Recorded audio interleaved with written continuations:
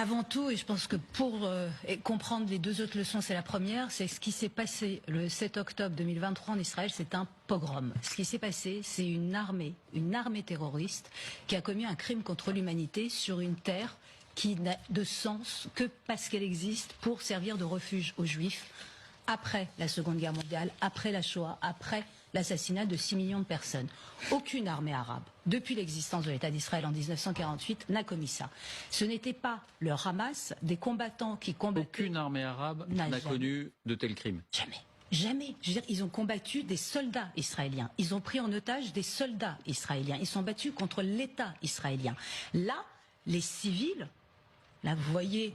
Les images, les civils, c'est pas des dommages collatéraux. C'était le but de l'opération, c'était de tuer un maximum de femmes, d'enfants. Il y avait eu des attentats. De vieillards. Bien sûr qu'il y a toujours eu des attentats. On parle d'un pays qui est en guerre depuis 1948. Les attentats, là, ce sont des pogroms dans le sens où c'était massacrer systématiquement, non pas des Israéliens. Soudain, des Israéliens sont devenus tout simplement des Juifs. Et l'impact est tellement énorme que je vais vous donner un exemple. Quand on dit la proportion, la réaction d'Israël, prenez le Bhoutan. Prenez le Bhoutan, l'un des pays les plus pacifistes au monde, dont le PIB est mesuré sur le degré de bonheur de sa population. Si le Bhoutan subissait ce que la population israélienne a subi, les 1200, 1300 morts, les massacres, les cadavres qui ont été retrouvés, les images que nous voyons encore aujourd'hui qui sont insoutenables, le Bhoutan ferait exactement la même chose qu'Israël. Le Bhoutan ferait la même chose qu'Israël. C'est évident. Vous avez des civils et c'était pas des colonies. Nous sommes là, dans des kibboutz, en plus avec des gens qui militent pour la paix. C'est encore plus criminel. Donc ça, c'est quand même la première chose. Ce n'est pas un acte de résistance. Franchement, vous voyez Jean Moulin et Pierre Brossolet disent « Tiens, si ce soir on allait se faire une discothèque avec des Allemands dedans parce que nous combattons des nazis », je veux dire, d'imaginer que cet acte terroriste commis par le Hamas relève de la résistance, c'est brouiller les cartes intellectuelles, c'est de l'apologie du terrorisme, c'est inadmissible, point barre. Ça a été tellement fort que sincèrement, la première question que je me suis posée, c'est pourquoi le Hamas a fait ça? Je veux dire, quelles que soient ses revendications politiques et territoriales, après avoir commis ces pogroms, il va de soi que ces revendications ne vont pas aboutir. Je veux dire, qui accepterait de négocier avec des gens qui viennent massacrer des enfants, des vieillards, qui les sortent de leur lit, qui leur tirent une balle dans la tête, qui les photographient et qui envoient avec leur propre téléphone les photos à la famille? Qui? Pourquoi? Et sincèrement, est-ce que le but du Hamas n'était pas de se débarrasser de Gaza? C'est-à-dire de refiler Gaza aux Israéliens, voyez, pour après dire, regardez, se réfugier dans les hôtels qataris et continuer à vociférer sur le feu de la destruction en disant, mais non, mais c'est les Israéliens. Parce que depuis 2006, qu'est-ce qu'a fait le Hamas si sinon détruire, ruiner consciencieusement Gaza, socialement, économiquement, moralement? La propagande sur les enfants gazaouis, la manière dont ont été éduqués ces enfants par la force, on leur a mis dans la tête que l'ennemi était les Juifs. La défaite morale est énorme. Ce pays est un ramassis de propagande. Il n'y a plus d'opposants politiques. C'est un totalitarisme qui a pris la main sur 2 300 000 Gazaouis. Donc, à un moment, là, il n'y avait plus d'impasse. Donc là, quelque part, on se réfugie au Qatar. D'ailleurs, la plupart des importants y sont. Et on refile la catastrophe aux Israéliens pour après pouvoir dire, regardez tout ce qui arrive à Gaza, le désastre est israélien. Et les autres leçons? La leçon, c'est le grand gagnant de cette affaire, c'est la République islamique.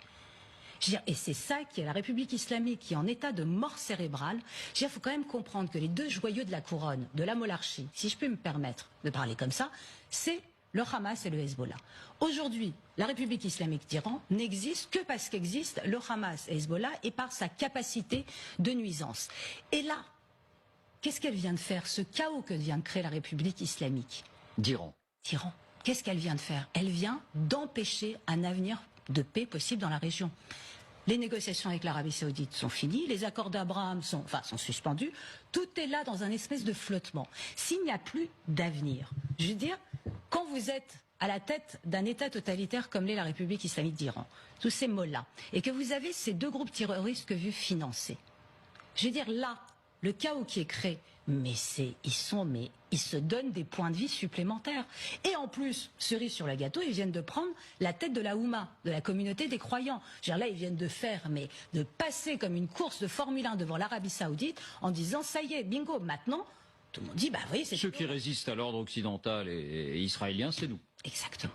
Et ça, c'est rageant. Et moi, je me demande si le monde occidental ne se mord pas un peu les doigts, pétri de remords, en se disant « Ah, mais il y a encore quelques mois, là, il fallait quand même peut-être davantage les financer, davantage les aider militairement, leur refiler des armes, ces Iraniens qui n'en veulent plus de ces républiques islamiques, au lieu de négocier comme ça en douce sur le tarmac d'un aéroport en échangeant des otages. » Alors oui, les Américains ont échangé des otages. 6 millions de dollars étaient censés dégeler de 6 milliards de dollars dégelés de la Corée du Sud en Iran. Alors visiblement, le virement n'a pas été fait, mais le geste suffit pour raffermir la République islamique d'Iran.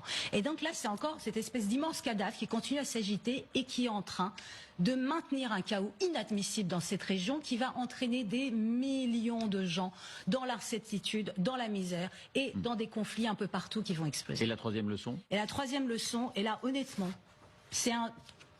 L'ayant regardé de loin et ne m'étant pas exprimé depuis 10 jours, croyez-moi que je l'ai, c'est extrêmement douloureux à dire, mais c'est la défaite morale du monde arabo-musulman.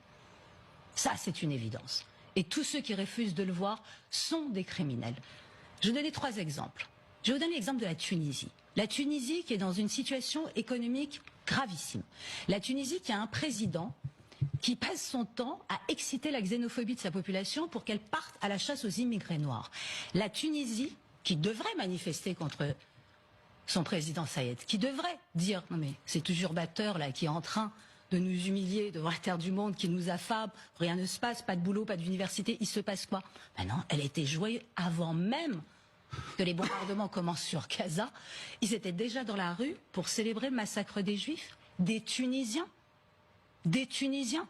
Mais je crois, c'est partout dans les mondes arabes et musulmans. Mais j'ai pris 3 exemples. Le Yémen, 10 ans de guerre civile, un désastre humanitaire, un terrain de jeu pour l'Iran et l'Arabie Saoudite qui, à travers ce pays, s'entretuent, des maladies infantiles qui avaient disparu depuis le XXe siècle qui réapparaissent. J'ai été la première ici à parler du Yémen et des situations dramatiques. À Sanaa, vous avez vu la foule? Au lieu de manifester contre l'Iran, contre l'Arabie Saoudite, contre le destin qui est le leur à cause de cette concurrence sunnite et tout. Ils manifestent à ce point-là, avec tant de fierté, devant quoi? Le cadavre de juifs. Mais qu'est-ce que c'est que ce délire? Et alors la Malaisie, j'ai pas pu m'en empêcher. Pourquoi ma Malaisie manifeste pour célébrer le massacre de juifs? Alors ça reste mystérieux. Ça, si vous voulez, la prochaine fois, on vous parlera de la Malaisie, mais ça reste mystérieux. Et les populations arabo-musulmanes dans les pays occidentaux. Je veux dire, ces londoniennes qui arborent des t-shirts avec des parapentes dessus, référence aux terroristes qui ont attaqué une rave party où des jeunes de leur âge ont été massacrés. C'est normal à Sydney. Qu'est-ce qui s'est passé à Sydney?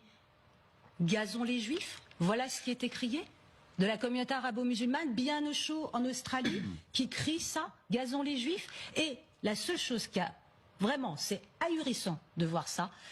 C'est la seule image qui m'a fait sourire. Fuck les juifs. Qu'est-ce que vous voulez que je vous dise? La seule image qui m'a fait sourire, c'est ce qui s'est passé dans le stade de Téhéran, où à tous les supporters iraniens ont été distribués des drapeaux palestiniens.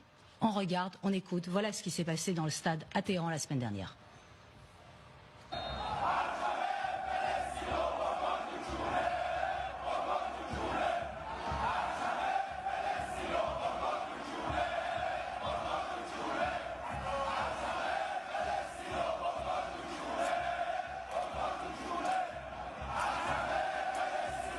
C'est le seul acte de résistance.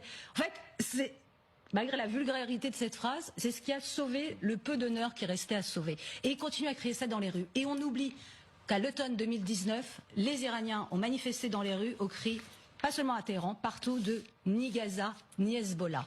Ces groupes terroristes sont la plaie du monde arabo-musulman et les soutenir et sous-entendre que c'est de la résistance, c'est s'enfoncer un peu plus dans un marasme moral.